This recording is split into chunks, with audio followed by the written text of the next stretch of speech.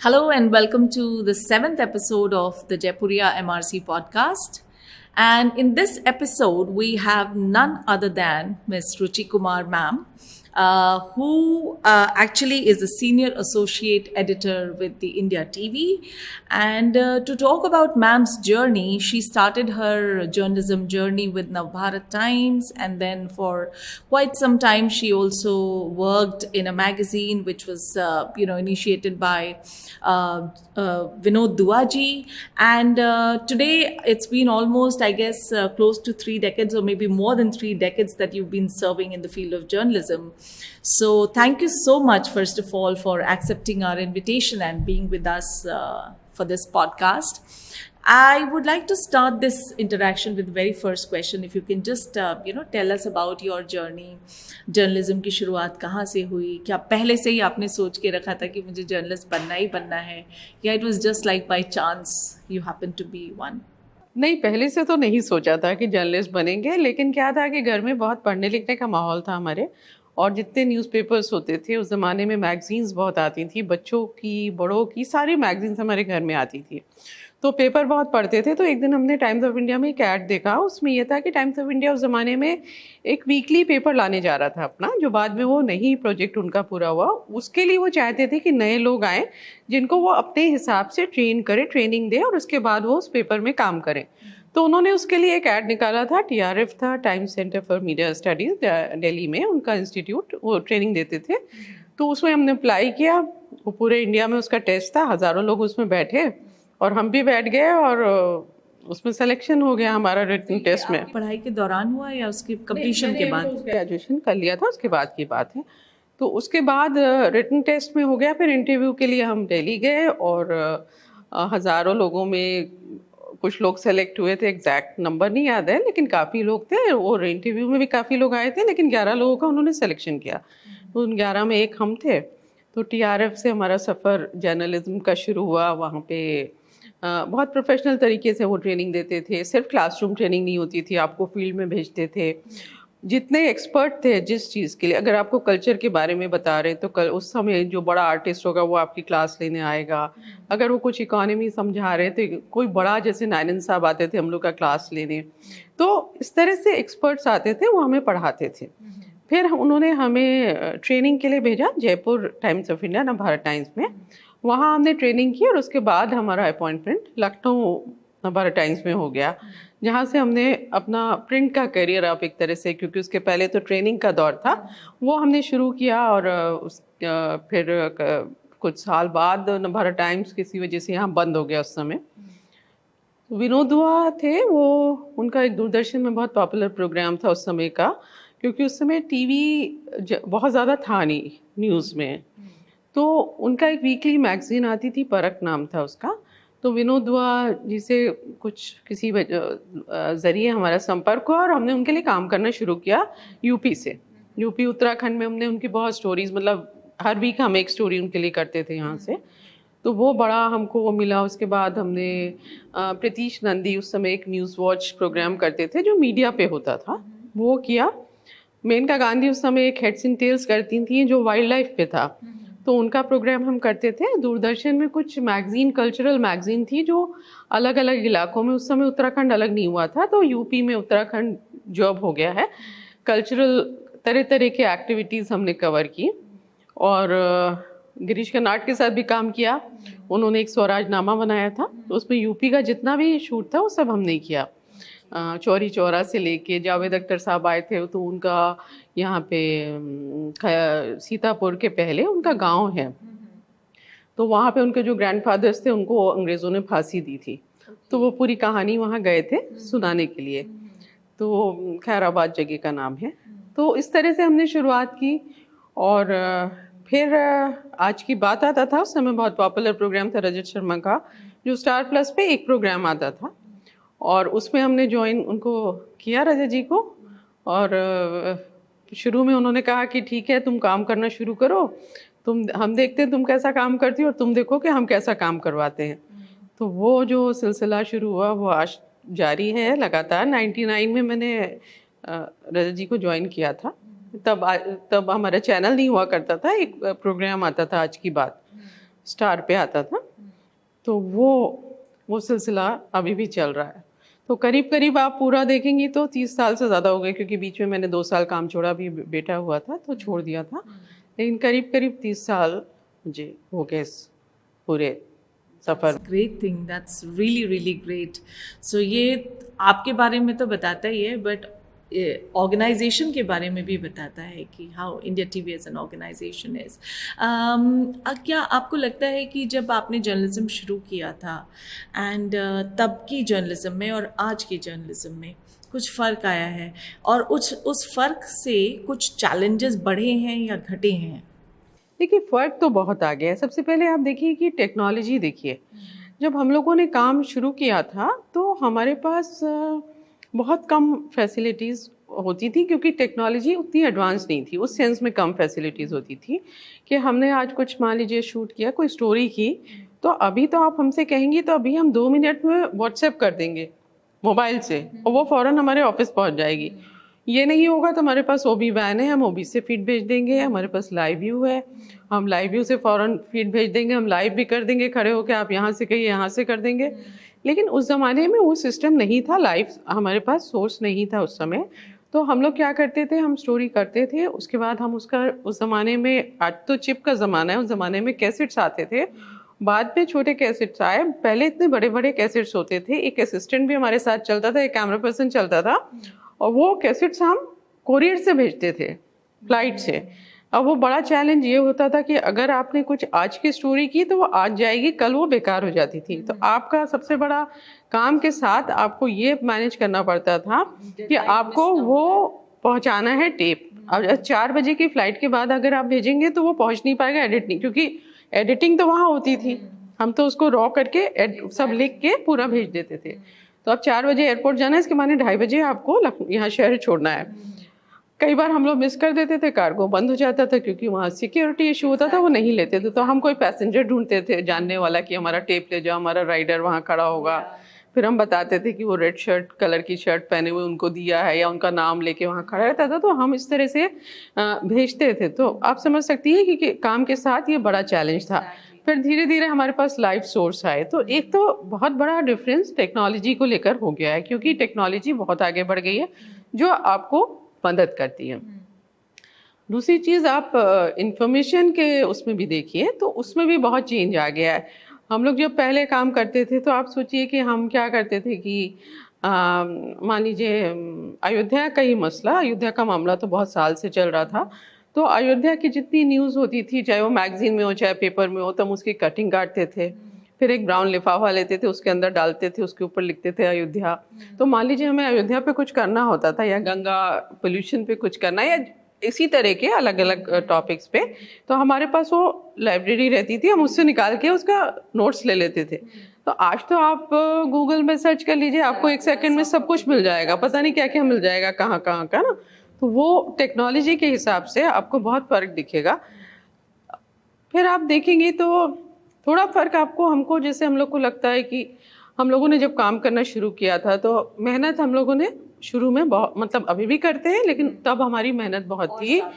तब हमें ऐसा नहीं था कि हमने जैसे न्यूज़पेपर का अपना सिस्टम होता था, अगर किसी ने ज्वाइन किया तो वो सबसे पहले उसको नगर निगम की रिपोर्टिंग दी जा, या मोहल्ले की रिपोर्टिंग दी जाती थी कि लखनऊ में जितने बाग के नाम के मोहल्ले हैं उस पर एक रिपोर्ट बना के लाओ कि इनका नाम बाग कैसे पड़ा और कितने मोहल्ले हैं, या लखनऊ के जो वीकली बाजार हैं उस पर एक रिपोर्ट लिख के लाओ। उसके बाद जब आप थोड़ा वो सब लिखने लगते थे तो आपको कहते थे हम नगर निगम कवर करो, फिर नगर निगम आपने कवर किया, उसके बाद आपको कहा कि अच्छा कॉलेजेस यूनिवर्सिटी करो। उसके बाद जब आप आगे बढ़े तो ऐसी पार्टी आपको देते थे कवर करने, जो जैसे मान लीजिए कम्युनिस्ट पार्टी दे दी जो यूपी में, जिसका बहुत मायने नहीं है। उसके बाद धीरे धीरे धीरे धीरे आप बढ़ते थे। आज के टाइम पे क्या है कि खासतौर से टीवी में आप देखेंगे तो जो लोग नए आ रहे हैं उनको ये स्टेप्स नहीं मालूम है ना। वो आज आते हैं और वो कल उनको चीफ मिनिस्टर सामने मिल जाते हैं और वो सवाल कर लेते हैं। तो वो जो हम लोगों ने इतना सीखा, ये तो आपको सिखाता है ना स्टेप्स, है ना, कि आपको छोटी छोटी चीज़ें सब चीज़ें बताती हैं, वो आज के लोगों में कमी लगती है। और ये ऑर्गेनाइजेशंस में, मैनेजमेंट में भी ये चीज़ बहुत इंपॉर्टेंट है कि आप जो है, जो मैनेजमेंट की बारीकियां हैं, जो नुएंसेस हैं, वो जो इंडस्ट्री में कैसे काम होता है, right from the shop floor जहाँ लेबर सब काम कर रहे हैं, कैसे चीज़ें बन रही हैं, तब जा कर के when you go to the top most position, I think आप चीज़ों को बेहतर समझ पाते हैं, बेहतर इवेलुएट कर पाते हैं और इसलिए बेहतर डिसीजंस ले पाते हैं। तो वो आपको मतलब उसको आप अच्छा भी कह सकते हैं टेक्नोलॉजी के हिसाब से कि आपको इतनी एडवांस टेक्नोलॉजी में काम करने का मौका मिल रहा है कि आपको वो नहीं फिक्र है कि आप कुछ कर रहे हैं तो वो कैसे पहुंचेगा, वो तो पहुंच ही जाएगा, अब काम है आपका करना। लेकिन पहले हम लोग को ये भी सोचना पड़ता था कि हम जो आज कर रहे हैं वो वहाँ कैसे पहुंचेगा। आप हम लोग तो करते थे, कई बार क्या होता था वो फ्लाइट में कार्गो, कई बार हमारा टेप यहाँ से जो फ्लाइट जाती थी वो बैंगलोर या हैदराबाद जाती थी, वो कभी कभी टेप वहाँ पहुँच जाता था। अब हमारी तो दिन भर की मेहनत बेकार हो जाती थी। तो हम लोग वो टेप भेजते थे, अटल बिहारी वाजपेयी प्राइम मिनिस्टर थे, बहुत बार हम लोगों ने अटल बिहारी वाजपेयी से टेप भेजा कि आप उनके स्टाफ को कहा कि हमारा टेप पहुँचा दीजिए तभी आपकी स्टोरी जाएगी। तो पहले ये सब था, अब वो चीज़। तो क्या टेक्नोलॉजी से कुछ काम आपका चैलेंजिंग भी हुआ है क्या? रोल थोड़ा कुछ चैलेंजेस भी आए हैं या सिर्फ टेक्नोलॉजी ने बहुत आसान कर दिया है जर्नलिज्म? देखिए, अब चैलेंज तो नहीं है, लेकिन ये है कि आपको ज़्यादा अलर्ट रहना पड़ता है क्योंकि आपके पास, हाँ, वो आपके लिए अच्छा है क्योंकि अगर आपके पास कोई न्यूज़ है और आप उसको पहुंचा नहीं पा रहे हैं, तो ये जब आपके पास न्यूज़ होगी ना तो आपको ये तकलीफ होगी कि मुझे पता है और मैं इसको भेज नहीं पा रही हूँ। हाँ, अब आपके पास वो है कि आप अभी कुछ होगा तो ये चैलेंज है कि आपको कई बार होता है सुबह सुबह आप तैयार भी नहीं है और ऑफिस कहता है कि ये हो गया बड़ी चीज़, फौरन लाइव पे आ जाइए, अब आप तैयार भी नहीं है लेकिन आपको फौरन 10 मिनट में तैयार व्यार होकर लाइव पे खड़े होना पड़ता है। लेकिन वो चैलेंज है, लेकिन वो पॉजिटिव चैलेंज आप उसको कह सकते हैं, वो आपको मदद करता है काम करने में। राइट। एज अ वुमन आपको लगता है कि कुछ जर्नलिज्म में विमेन को कैसे रिप्रेजेंट किया जाता है, महिलाओं को कैसे यहाँ पर रिप्रेजेंट किया जाता है, specially journalism as a field? और as a woman did you have to face any kind of specific challenges जो आपने आज के समय में, जो आपने अपनी एक जगह बनाई है? आई एम श्योर आपके अपने चैलेंजेस रहे होंगे उस जर्नी में। किस तरह के सैक्रिफाइसेस आपको करने पड़े in this entire journey of yours? Challenge की जहाँ तक बात है, ये बहुत ज़्यादा डिपेंड करता है जो फीमेल्स या जो यंग लड़कियां फील्ड में हैं। टीवी की अगर हम बात करें, प्रिंट में भी है, टीवी की बात ज़्यादा हम बता पाएंगे क्योंकि हम टीवी से ज़्यादा साल से जुड़े हुए हैं। तो अगर आपका ऑर्गेनाइजेशन अच्छा है, वो चीज़ों का ध्यान रखता है, वो उसको ये समझ में आता है कि कोई लड़की है या कोई महिला है वो ऑर्गेनाइजेशन में काम कर रही है तो उसकी सिक्योरिटी की जिम्मेदारी उसकी है। तो अगर आपका ऑर्गेनाइजेशन अच्छा नहीं है तो वो शायद सिर्फ मीडिया की बात नहीं है, वो शायद हर जगह ही बहुत चैलेंज होगा क्योंकि महिलाओं के लिए, लड़कियों के लिए थोड़ा फ़र्क तरह का एनवायरनमेंट चाहिए होता है। तो हम कहेंगे कि हम लकी रहे कि शुरू से हमने जो जहाँ भी काम किया तो हमको बहुत अच्छा एनवायरनमेंट मिला। हमारा टाइम्स में भी हम लोग काम करते थे तो वहाँ पे शिफ्ट्स होती थी, जो शिफ्ट होती रहती थी कि किसी दिन एक हफ्ते आपकी मॉर्निंग शिफ्ट होगी, 9 बजे आप जाएंगे ऑफिस, फिर 12 बजे की हो जाएगी, फिर 4 बजे की हो जाएगी, फिर एक आता था जब आपकी शिफ्ट 8 बजे से होती थी, 8 बजे से रात में 2 बजे तक। तो अब 2 बजे ऑफिस ड्रॉप कराता है, 9 बजे के बाद से ऑफिस ड्रॉप कराता है आपको। तो उस 2 बजे अगर जब होती थी तो पेपर में हम देखते थे नवभारत टाइम्स में, तो मतलब ये ध्यान रखा जाता था कि जो भी लोग हैं, खासतौर से जो फीमेल्स हैं या यंग, जैसे हम उस समय बिल्कुल नए थे, कि हमको सबसे पहले घर पे ड्रॉप किया जाए। क्या होता था उसमें, एक कैब में 4-5 लोग जाते थे तो वो रूट से जाते थे कि इसका घर पहले, इसका घर, या कुछ लोग दादागिरी करते थे कि हम सीनियर, हम पहले उतरेंगे। लेकिन आपका ध्यान रखा जाता था कि आपको सबसे पहले घर पे ड्रॉप करा दिया जाए। तो और अब हम जिस चैनल में हैं उसमें बहुत ज़्यादा ध्यान रखा जाता है कि हमें वो कहीं फिक्र करने की ज़रूरत नहीं होती है कि हम कहीं फील्ड में जा रहे हैं तो हमें अपनी सिक्योरिटी की कोई चिंता करने की कोई ज़रूरत नहीं है। बहुत पहले एक बाहुबली नेता हैं, उनकी कोर्ट में कुछ पेशी वेशी थी और वहाँ पे कोर्ट में उनके लोगों ने, उनके गुर्गों ने हमारे साथ कुछ बदतमीज़ी की और हमने कवरेज के लिए गए? हाँ, हम कवरेज के लिए गए थे। वो पेशी पे आए थे तो उनके लोग नाराज थे कि हमारे नेता को फला फला को ये लोग बाहुबली क्यों बता रहे हैं। तो उस जमाने में बहुत चैनल्स नहीं हुआ करते थे, तो उन्होंने बदतमीजी कुछ की।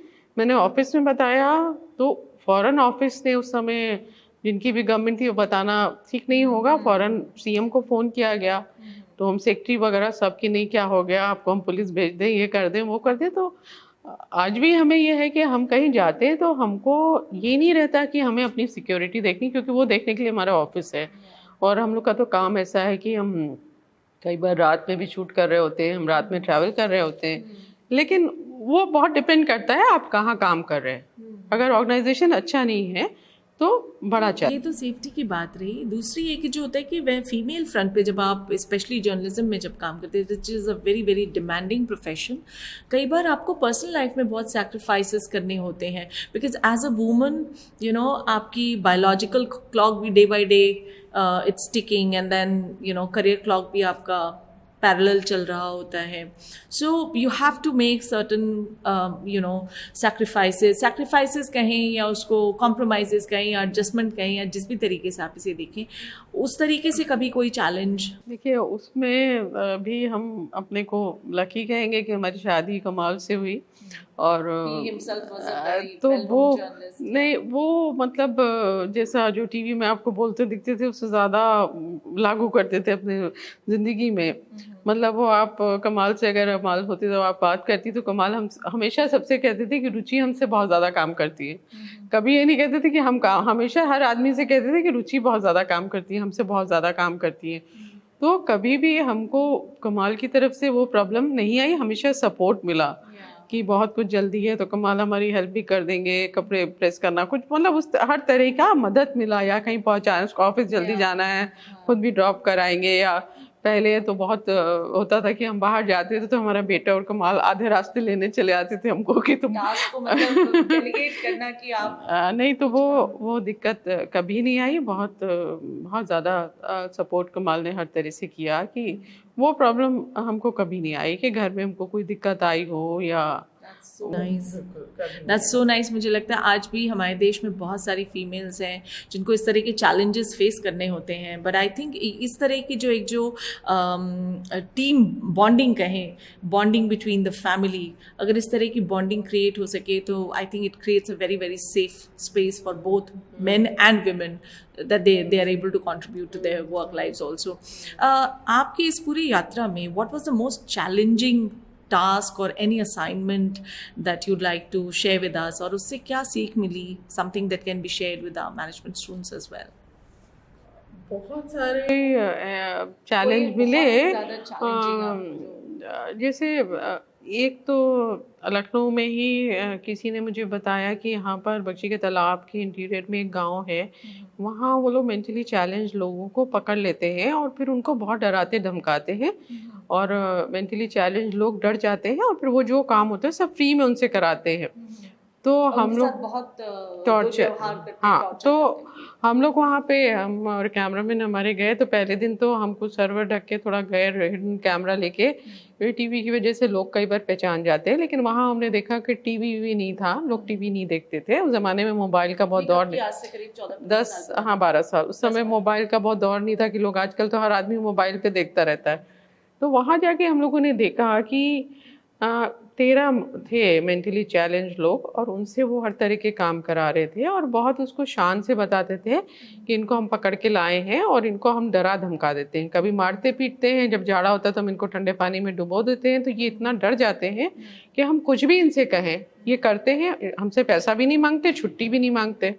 हम कहीं भी चले जाएं, ये किसी को काम पे रखें तो वो छुट्टी मांगेगा हफ्ते महीने में 4, ये फ्री में काम करते हैं। बहुत उन्होंने शान से सब हमको बताया। तो हम वहाँ गए, हमने फिर दूसरे दिन तो हम लोग कैमरा वैमरा ले गए और कहा कि, हमने कहा कि हम लोग मध्य प्रदेश से आए हैं, हमारे हस्बैंड यहाँ ज़मीन खरीदना चाहते हैं, स्कूल बनाना चाहते हैं। तो उन्होंने सब पूरा गांव घुमाया और उसमें हमने 13 जो वो मेंटली चैलेंज लोग थे उनको पूरा शूट कर लिया कैमरे पे। फिर हम लोग ने स्टोरी चलाई तो पुलिस फ़ौरन रात में ही डीजीपी जो थे उनका फ़ोन आ गया कि कहाँ है बताइए। मैं अभी पुलिस, हमने कहा सुबह भेजिए, भी तो सब गड़बड़ हो जाएगा रात में।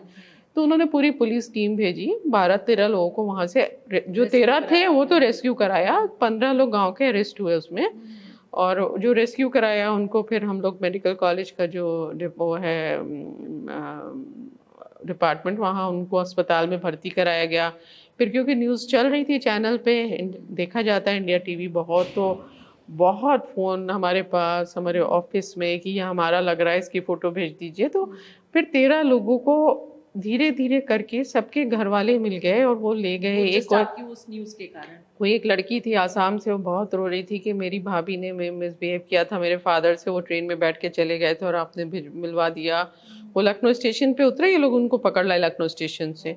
तो वो एक वैसी स्टोरी थी जिसमें आपको लगा कि आपने वो 13 लोग जो अपने घर से बिछड़े हुए थे उनको मिलवा दिया। तो तकलीफ वाली भी थी और वो भी थी।